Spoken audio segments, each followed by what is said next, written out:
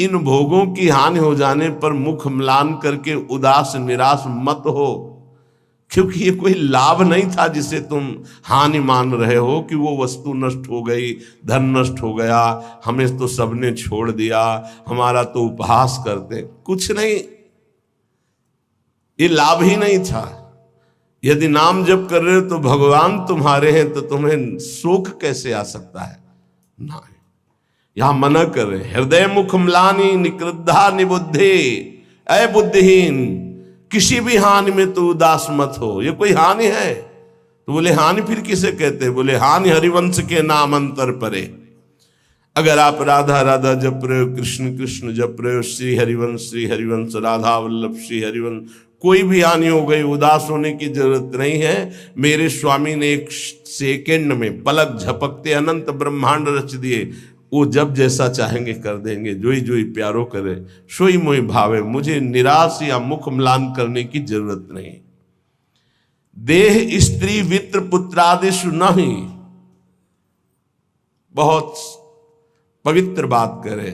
देह तुम्हारी और स्त्री और पुत्र और वित्त अर्थात धन पुत्र स्त्री शरीर ये तुम्हारा न, ये नहीं है तुम्हारा। नहीं, कैसे नहीं है? तो सब फाइनल में आओ, ये शरीर जाएगा तुम्हारे साथ? नहीं। पत्नी नहीं, पुत्र नहीं, बैंक बैलेंस नहीं। तो कहने देह स्त्री वित्त पुत्र आदेश नहीं। इसलिए ममधीर मित्र बुद्धि, अपनी बुद्धि को बचाओ, इनसे ममता ना होने पावे, इनमें भगवत भाव करो। स्वशत्रुष पीड़ायाम समन्तात, कोई कितनी भी पीड़ा दे उससे दुश्मनी ना होने पावे। क्यों? क्योंकि मुझे भगवत प्राप्ति करनी है ना। और भगवत प्राप्ति उसी को होती विश्व में जिसका एक भी दुश्मन नहीं होता। ध्यान दो, ये जन्म बहुत दुर्लभ है। कितना एक एक बात को एकदम अलग अलग करके बता रहे हैं। तुम्हारे पास धन है, स्त्री है, पुत्र है, मकान है, बड़े मित्र हैं, फाइनल में तुम्हारे पास कुछ नहीं है। राधा राधा नाम जप करो, है, अब तुम्हारे पास है, नाम जप है। साधु संग, हाँ ये तुम्हारे पास है। वाणी गायन, हाँ ये ठीक है। दूसरों की परोपकार भरी सेवा, हाँ है तुम्हारे पास संपत्ति है, ये जाएगी आपके साथ। मम धी माने बुद्धि, मम माने मेरा। इनको कभी मेरे भाव से स्वीकार मत करो कि मेरी पत्नी, मेरा पुत्र, मेरा धन, मेरा मकान। तुम्हारा शरीर भी तुम्हारा नहीं है, ये छूट जाएंगे यही। तो क्या भाव करें इनसे? भगवत भाव। इनमें जो पावर है वो सब में भगवान बैठे हैं, ऐसा भाव करोगे तो ये भाव तुम्हारा उद्धार कर देगा, संसार में फंसने नहीं देगा। और स्वशत्रुष पीड़ायाम समन्तात, शत्रु भाव रखकर कोई हमसे कितनी भी हमें पीड़ा दे, हमको उससे शत्रु भाव नहीं होने देना, क्योंकि मुझे भगवत प्राप्ति करनी है। अगर एक से भी शत्रु भाव हो गया तो भगवत प्राप्ति में बाधा पड़ जाएगी, ये पक्की बात सब। अगर कोई तुमसे दुश्मनी करता है, यद्यपि बहुत कठिन है कि वो सामने से कटु वचन बोले, हम हाथ जोड़ के निकलना पड़ेगा, क्योंकि तुम्हें महान पद में जाना है, तो हाथ जोड़ना पड़ेगा तुम्हें। फिर और बड़े बड़े पद, और ये तो परम पद है, इसमें पूरे विश्व का वोट चाहिए। हरिवंश नाम लीन जे अजात शत्रुते सदा, प्रपंच दंभ आदि दे तहां कछु न पेखे। सेवक जी महाराज कह रहे हैं, अगर भगवत प्राप्ति करनी है तो पूरे विश्व में कोई भी एक शत्रु नहीं, शत्रु पैदा ही नहीं हुआ। अजात शत्रु भक्त होता है, उसका शत्रु ही नहीं, तो क्या उसकी दुश्मनी या कोई उससे द्वेष नहीं करता, कोई उसको गाली नहीं देता, कोई अपमान नहीं करता? नहीं होता, रोज होता है। पर उनमें भगवत भाव किया जाता, मेरे प्रभु क्यों वो तो ऐसी बात कर रहा है, ऐसी चेष्टा कर रहा है, ऐसे ऐसे नहीं। 100 रूप में प्रभु आकर के, सैकड़ों रूप में प्रणाम करके सम्मान बढ़ा रहे, तो 2-4 रूप में आकर उसका बैलेंस ठीक कर रहे हैं। बड़े कृपालु हैं। अगर आपको गुस्सा आ गया तो आपने प्रणाम का भोग स्वीकार किया है, तो फिर आपका परमार्थ रुक जाएगा। क्या बात है, कितना सुंदर भजन है, कितना इनका यश है, कितनी कीर्ति। एक तो ये हुआ, और दूसरा ये हुआ गाली गलौज अपमान, ऐसी मुद्राएं जो क्रोध भरी, जो द्वेष भरी, तो ये ना जाए कि गाली गलौज करने लगे, लड़ने लगे, आपका परमार्थ रुक जाएगा। वो चाहते ही हैं माया के पार्षद कि आप थोड़ा बोलिए, आप थोड़ा लड़िए उनसे। नहीं लड़ना, क्या करना है, और हाथ जोड़ के सर झुका के निकलना है। कल कुछ प्रेमी जन आए हुए थे संत विष्णु, तो उन्होंने कहा कि यदि हमारे गुरु को कोई निंदा करता है तो फिर हम उसके साथ क्या व्यवहार करें। आप कहते सब में भगवत भाव करो, क्या उसमें भी भगवत भाव करें? तो देखो, ईमानदारी से देखो तो क्या उसमें भगवान नहीं है क्या? आप ना तो नहीं कर सकते ना। जब सर्वम खलमिदम ब्रह्म, जब वासुदेवा सर्वम, तो उसमें भी तो है।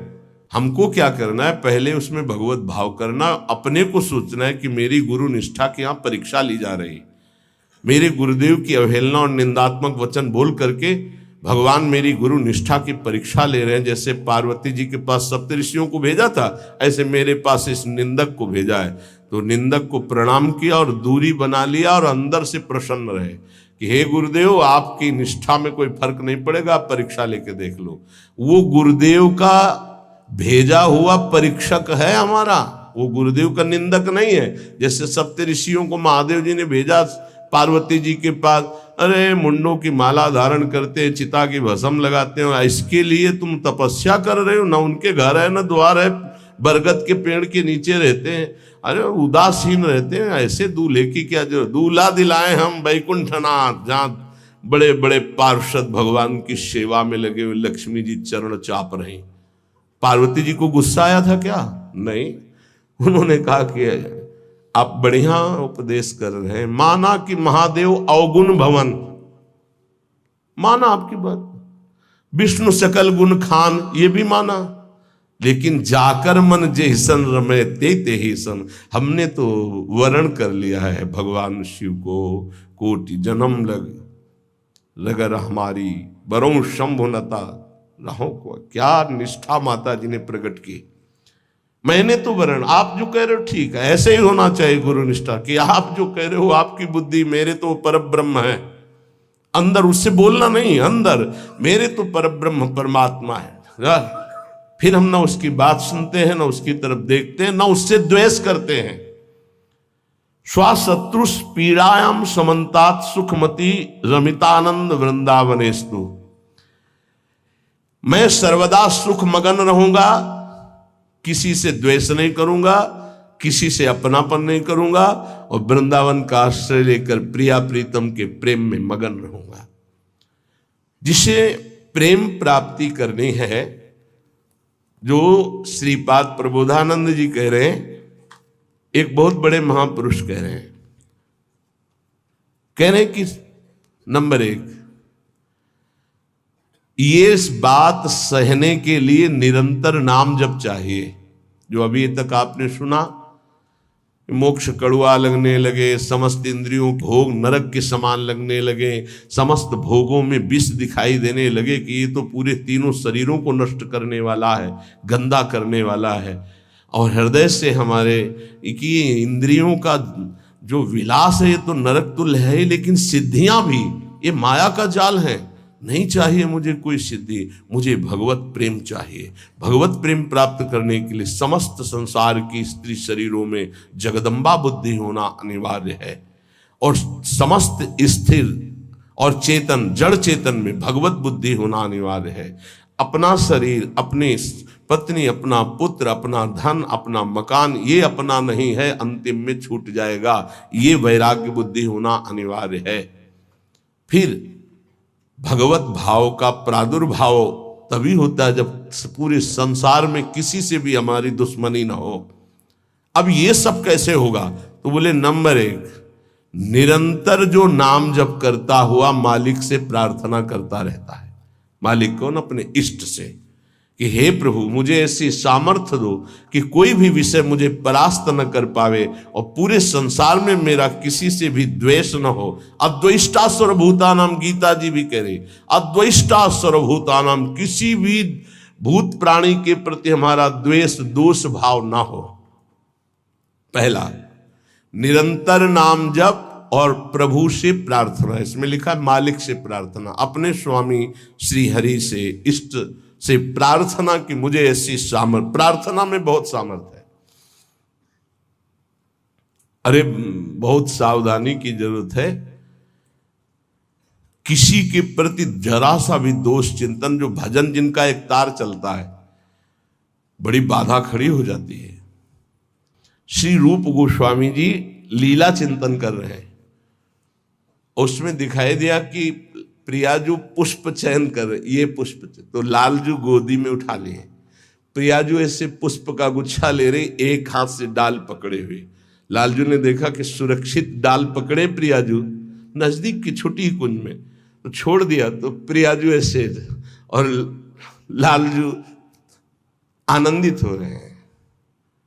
तो पूज्य श्री रूप गोस्वामी को भी हंसी आ गई कि लालजू को ऐसा विनोद सूझा। इस समय अत्यंत सुकुमार प्रियाजू डरप रही हैं। फिर लालजू ने अपनी गोद में ले लिया, फिर उनका शमन हुआ। जिस समय वो हंस रहे थे उस समय एक संत जा रहे थे जो लंगड़ा के चलते थे, ऐसे ऐसे, और वो ऐसे अर्ध निमीलित नेत्रों में ऐसे हंस रहे थे। उनको दृष्टि गई कि अरे भगवान ने मुझे लंगड़ा बनाया है तो हंस रहे हैं, हम तो समझ रहे थे बहुत बड़े महापुरुष हैं और ये हमारी हंसी कर रहे हैं, ऐसा कैसे हो सकता है। हाँ ना, हमारा प्रारब्ध भोग है ना, हमारा पैर ऐसा है इसलिए हंसी का पात्र में। बड़े अंदर से दुखी हो गए, चले गए, लीला बंद हो गई उनकी। अब आप बताओ, उन्होंने सोचा नहीं, देखा नहीं, वो तो प्रिया प्रीतम को देख रहे थे। बड़े विकल हुए जब लीला बंद हो गई, तो फिर पूज्य श्री सनातन गोस्वामी से चर्चा की, क्योंकि दोनों महापुरुष की हमारी लीला बंद हो गई, तो उनका एक ही उपाय, वैष्णव अपराध बन गया। वो वैष्णव अपराध, किसी वैष्णव को अभद्र बोले या दुख पहुंचाए, ऐसा संभव ही नहीं। महाप्रभु चैतन्य देव की कृपा से ऐसा संभव ही नहीं है। कैसे ऐसे उनका है तो वैष्णव अपराध। अब ये विचार हुआ कि कैसे जाना जाए कि किससे अपराध बना, कैसे जाना जाए, जब किया ही नहीं प्रकट में तो जाना कैसे जाए। तो बोले कोई वैष्णव दुखी हो गया है तो वैष्णव सेवा की जाए, आसपास के जितने संत सबको निमंत्रण दिया जाए, पता चल जाएगा, सबकी जूठन पाई जाएगी तो शायद पुनः अपराध कोई हुआ हो जाने अनजाने में तो उसका मार्जन हो जाएगा। ऐसा हुआ, आसपास के सब संतों को निमंत्रण दिया गया। वैष्णव जे ही उनके पास निमंत्रण गया तो नाराज होके बोले, पहले तो उपहास करके हंसी उड़ाते हैं, फिर निमंत्रण देते हैं, हमें नहीं जाना। तुरंत सूचना आई कि वो नाराज है। अरे तुरंत गए पूज्य श्री रूप गोस्वामी जी और कहा, प्रभु कब हमने आपका उपहास किया।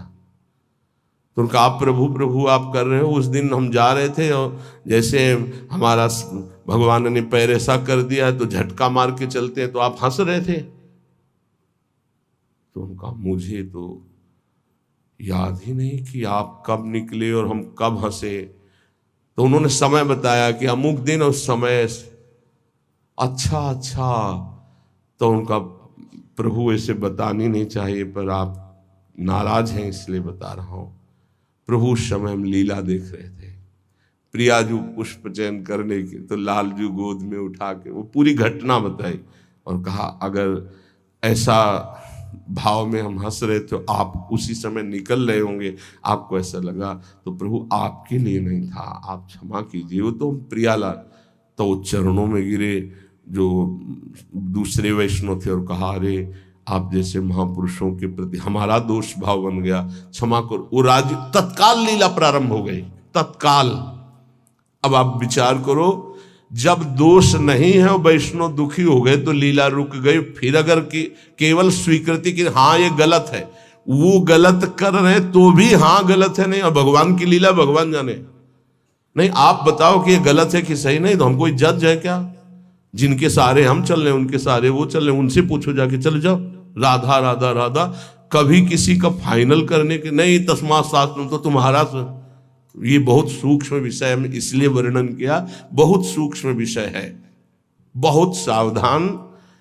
नाम जापक भगवत प्रेम प्राप्ति के लिए इतनी सामर्थ्य जो अभी पीछे चर्चा हुई, उसके लिए निरंतर नाम जपो, प्रभु से प्रार्थना कि किसी भी के प्रति हमारा तनिक भी दोष भाव न बनने पावे। प्रभु से प्रार्थना, वही सबके हृदय में बैठे हुए, वही आपको ऐसे सामर्थ्य देंगे। क्योंकि सृष्टि में आपके प्रति प्रतिकूल व्यवहार होगा, आपका उपहास करेंगे, आप नाना प्रकार के कटु वचन बोलेंगे, आपको सह जाना है, उनके प्रति कटु वचन नहीं करना, दोष भाव नहीं करना, नहीं अपनी भगवत प्राप्ति में बाधा आ जाएगी। ये सूक्ष्म विषय सब कोई नहीं समझ पाएगा, लेकिन उपासक जो भगवत प्राप्ति करना चाहते हैं, अपना भजन बचाना चाहते हैं, वो इस बात को अच्छे से पकड़े। दूसरा, जो दिनचर्या दी गई है उसमें आलस्य ना होना, भगवत प्रेम प्राप्ति या ऊंचाई पर चढ़ने के लिए जो दिनचर्या है, हमको ये नहीं देखना है कि अमुक साधक आता है कि नहीं आता है, अमुक नहीं आता तो हम भी नहीं आते हैं, ऐसा नहीं। अमुक की त्रुटि है, उसका सुधार करना चाहे तो कर सकता है, लेकिन आप सुधरे हुए हो तो आपको अच्छे आचरणों का अनुकरण करना है। आपको ऐसे आचरण नहीं करने हैं जिनसे हमारी दिनचर्या बाधित हो जाए।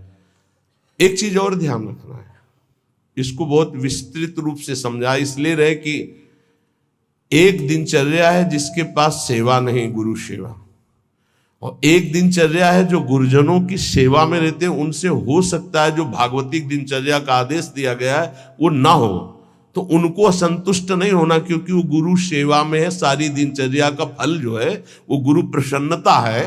तो अगर वो गुरु सेवा में, जैसे हमारी श्री जी की भोग सेवा में है, अब प्रातः बाल भोग से लेकर के शयन तक कितने भोग श्री जी को लगते हैं, अब उनमें उनको हो कि हमारी दिनचर्या तो नहीं। अब जैसे जो और हैं सेवा में है बहुत से, कोई किसी सेवा में, कोई किसी सेवा में, अब उनकी दिनचर्या वो माला लेके नहीं बैठेंगे। थोड़ी थोड़ी देर में जो दिनचर्याएं हैं, जो सेवाएं हैं, तो उनको इस बात का पश्चाताप नहीं करना कि मेरी दिनचर्या नहीं चल रही। वो तुम्हारी दिनचर्या गुरु प्रसन्नता के अंतर्गत है, उसमें नहीं सोच। और ये नहीं सोचना कि अब हम सेवा कर रहे हैं तो हमारा वो भजन तो हो नहीं रहा जो दूसरे माला से कर रहे हैं, तो पता नहीं मेरी गति क्या होगी। ये नहीं सोच। गुरु सेवा का एक प्रताप है, ये भी ध्यान रखना। जैसे मान लो कोई शरीर के वस्त्र धो रहा है, कोई ऐसी सेवाएं कर रहा है, वो नाना प्रकार की सेवाएं हैं जिनमें उनको समय ही नहीं मिल रहा कि वो बैठ करके पद गायन करे, वो 11 माला, 41 माला, वो संख्या पूरी करे। अच्छा, सेवाओं में लगा है तो उसका मन लगा है। अब उसका मन कहाँ लगा है? ये वस्त्र गुरु जी का है, ये गुरु जी के लिए जल है, ये उसका चिंतन हो रहा। ध्यान मूलम गुरु मूर्ति, पूजा मूलम गुरु पदम, मंत्र मूलम गुरु वाक्य, मोक्ष मूलम गुरु कृपा।